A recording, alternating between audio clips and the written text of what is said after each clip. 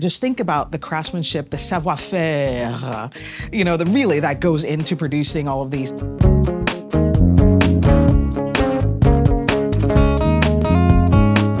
Hello and welcome to My Tiny Bottles, the project where I'm exploring my grandmother's legacy of miniature liquor bottles, one tiny bottle at a time. I'm your host, Tammy Coxon, and I'm here at Amoria Margot with Franky Marshall. Wait, Ms. Franky Marshall. Thank you, darling. Yes, it's Ms. Franky Marshall. Hello, everybody. I'm so excited to be here. I am excited to have you. So when I was thinking about, we're going to taste Hennessy Cognac, and when I was thinking about who I should taste this with, I have heard you on many a podcast as kind of one of the go-to people who thinks and talks about and educates people about cognac. So you seem like a great fit. Well, I appreciate that. Thank you. And yes, it's true. I am a certified cognac educator. I don't like to say expert because that's too much pressure. But yes, I do talk to people a lot about cognac, actually. Yes. And I love drinking it myself. Excellent. Do you have any particular Hennessy connections? Let me see. Hennessy was actually one of the first houses that I got to visit back one of my first trips to Cognac. I think that was, well, we can't say years. Let's not talk about years. But yes, I have had a tasting there for sure at Hennessy. Excellent. Okay. Well, this bottle has a nice New York connection, actually, because it's got a nice tack strip on the top. Schieffelin and Co. Yeah. New York, New York. Based on the tack strip, I can tell this is pre-1977. Later than 1941, I think, but Grandma definitely wasn't collecting that early. So somewhere, probably early 70s. Right, yeah, and I've seen this kind of label in Cognac, they have a museum, as you'd imagine, and these labels definitely look familiar. I left my glasses offset, so I can't quite read what that all says, but... And it's a lot of tiny print. I had to get a magnifying glass because when I do the bottle picks where I pull them out, I'm like, I can't even sometimes tell what it is. Right. Especially when they take a full-size bottle and kind of miniaturize it. Exactly. Well, I can already see some indications of where we're going here, but... Right, we're gonna jump ahead. We're gonna do a little side by side. Yes. We're gonna taste the old one and then we'll compare it to the modern one and see what we know. So, do you have much experience tasting like 50-year-old cognac? I kind of do. At least 50-year-olds in the bottle rather than 50-year-old when they put them in the bottle. If you take my difference. So definitely, I mean, I have had the privilege of being down in some of the paradis, the paradis that they call them. That's where the cognac houses store their oldest and most rarefied cognac. So I've tasted out of the Dame Jeanne. Right, like the demi-johns, those glass bottles that are usually surrounded by some kind of like wicker or straw, that kind of thing. So I've tasted, the oldest I think is probably somewhere around from the 1830s. Oh man. I tasted some Borderies when I was at Martel. And I've tasted some old stocks of Hennessy as well. I can't remember exactly all the years, but it's true, never something like this right out of bottle. Okay. Well, let's go for it then. Right. All right, the trickiest part of this is opening them. So cross your fingers. Okay. You're used to this by now. Oh, no. We've already today had one that I couldn't get open, so. Well, it was a nice execution. Thank you. I tried. This is definitely like a mini bottle. It's like not even the full 50 mils. Yeah. All right. We'll leave it to the French to be difficult. Different. There's a whole time period. I have bottles of Cointreau and bottles of Benedictine that are also really tiny. And so I think there was just a time period where that's what they were doing in France. All right. I often find they're a little closed when I get them out of these tiny bottles, and it takes a while to bring up the aroma. Right. Well, already, there it is. Yeah, I can get the aroma. From what I see, though, the color, even just comparing to the other bottle, we're looking at something a little bit lighter already. Okay. It's got that classic cognac color, but just a little. It's a deep amber, but it's not as dark as that one. Do you think cognac makers, do they try to keep the same style over the decades? Or are, they might all say they are, but then do they really? Are they adapting to modern palates? What's your sense of that? That's actually kind of a long discussion. I will say generally, traditionally with cognac, there has been this kind of effort to maintain consistency, but I would say that there are a lot of producers now, even the ground houses, there's 4, maybe 5 major ones, that are innovating and are trying to do things differently and have seen the writing on the wall, as it were. So they are, again, making different styles, perhaps a little bit different ABVs, testing out different finishes, that kind of thing. But yeah, consistency has been one of the mainstays within cognac. And probably especially within their sort of core products, right? 100% during you can have these crazy offshoots where you do wild things. For sure, but especially a brand like Hennessy VS is probably, I think, the #1 selling brand in the world, and it actually might outsell. Well, I don't have the exact numbers anymore, but it's definitely beating every other brand out there. So they're not going to try to do things too differently right now. Don't mess with success.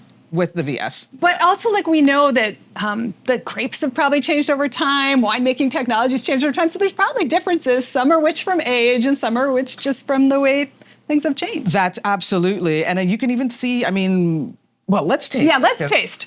Any aroma notes that you're... Well, there's a lot. It's quite, there's quite a lot of, like, burnt orange. It's like a little bit of, I get like this candied vanilla on it. Oh, yeah. It's not overly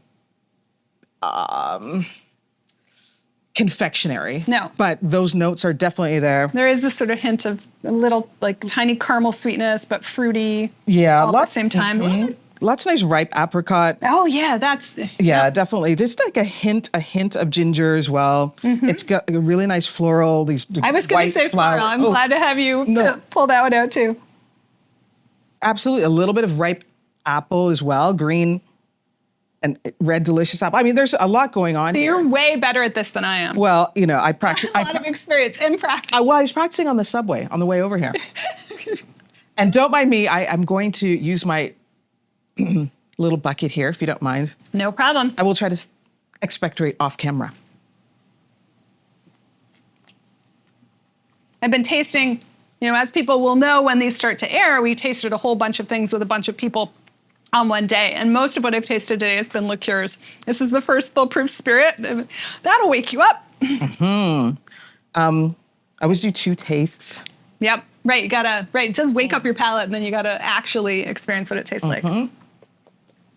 It's a no fooling around, right? I'm definitely getting alcohol heat first before anything else. You can tell, it's really well made. It's got, the body for me, it's kind of medium. Mm-hmm.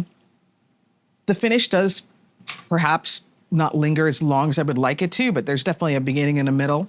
I like that it has a dryness to it. Yes. I like that quality. Right. You get the flavor. I do get quite a bit of alcohol. Yeah. At first, but you know what? It's going to sit there and it's going to open up. Let's see what happens. We're going to get back to it. That's totally been my experience. Sometimes I wish I could open them, go off and do something for half an hour and then come back. Because I did that once. I had a bottle that I was tasting in Spain of a Spanish brandy, and straight out of the bottle, it wasn't good. And then we opened it again at lunch, and it was so much different. Yeah. Right? It had sat in glasses for a while. Definitely. All right. So modern Hennessy, as you say, very top seller. Oh, yeah. This is the one I see in my neighborhood, those empty bottles on the street all the time.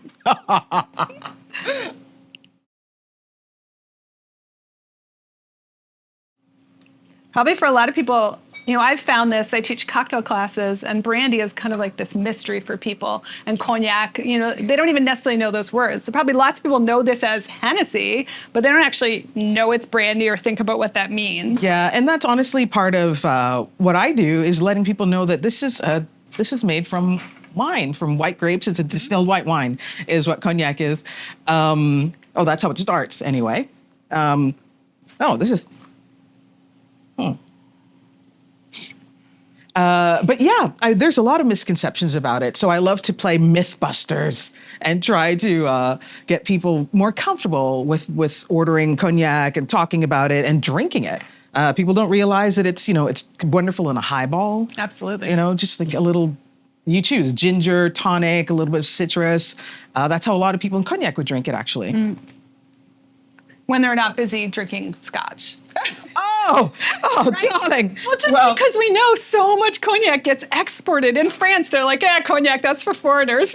Well, we'll import all this single malt. Yeah, that definitely, good, like 95% of cognac is exported. And yeah, the French do like their whiskey. Yeah. And, it's interesting because that's kind of how cognac got to be more popular in the US, because a lot of French people at the time were not looking inward. They weren't looking to be drinking this brandy. They wanted to drink things that were more exciting, kind of like Americans were at one point with, say, rye and bourbon, Absolutely. They were looking elsewhere. So the cognac houses said, well, where can we, like, who would love our brandy? And, because they'd had, service people over there in the wars, a lot of African Americans as well. Those people came over, and then they went back to where they're from with the love of a lot of French things, whether it's the food, the people, and obviously with the brand, the cognacs. Right, and then Hennessy dove into that, and actually they placed ads in Ebony magazine, and that's right. They were really and Jet, that's right, and they didn't pander to their audience. Right. They absolutely reached out and said, "Come with us. We want you. We want your business," and that was kind of rare at the time. Absolutely. So, but very savvy. Yeah. Right? So. Yeah. And I think that, if I'm not mistaken, I was hesitating to say this, but I'm pretty sure that Scheiflin, yeah, were one of the first importers of Yes, Hennessy. I think they were sort of the original importer. Yeah. It was kind of their house. And I go into that a little bit in the episode. I think this is bottle number 7, and I go into that in the episode trying to track it down. Quite different noses, I feel like. With the older one, I get right now, going back to it now, I get a lot of apple. Yeah. Right, that fruitiness. And a little caramel, kind of like caramel apple. Mm-hmm. This one, the modern one, smells kind of really clean. Where the old one, is a little more forceful. Where this smells really kind of clean and smooth. Yeah. So this to me, and you've already tasted, right? Yes. Yeah. So, okay. I did my Just catching up. taste. And this is something you bought recently, right? Yeah. Mm-hmm. First of all, I was going to say that the color differences, right? We have this one, the modern one is much darker. It's noticeably darker. It has much more of those confectionery notes. Mm-hmm. It's got more of a body to it. Yep. Doesn't have that drying finish that we noticed on the older one. Definitely richer. Yeah, that's right. It's definitely got more mouthfeel.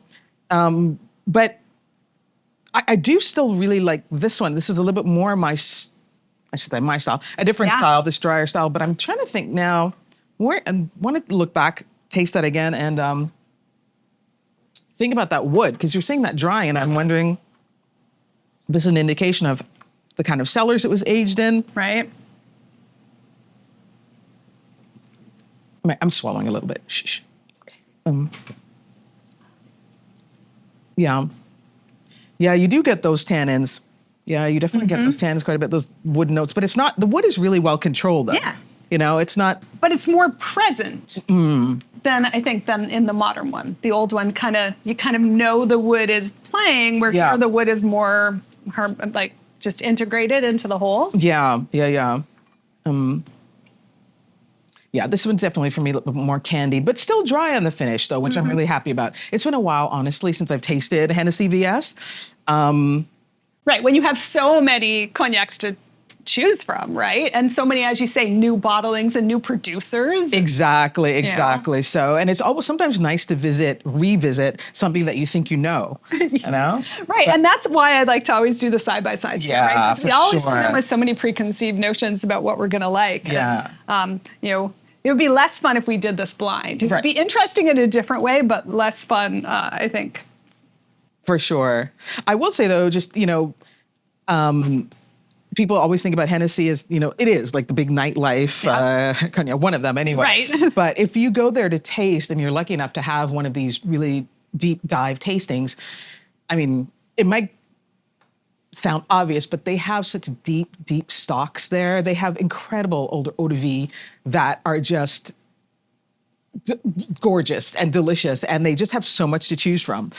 So I always say to people, don't just judge a house by the one expression that you taste, you know, because remember cognac, you know, it's been made for hundreds and hundreds of years. Right. And I always say you're never going to get a bad bottle of cognac. It's too highly regulated. Oh, yeah. You might get something that you don't love as much as another, but it's always going to be great quality.